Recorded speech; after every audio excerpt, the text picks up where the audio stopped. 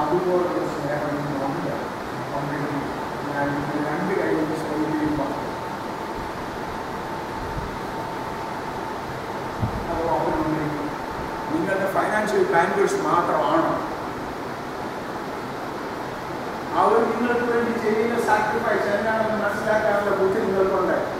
അത് അപ്രീഷിയേറ്റ് ചെയ്യാനുള്ള മാനസികാവസ്ഥ നിങ്ങൾക്കുണ്ടോ?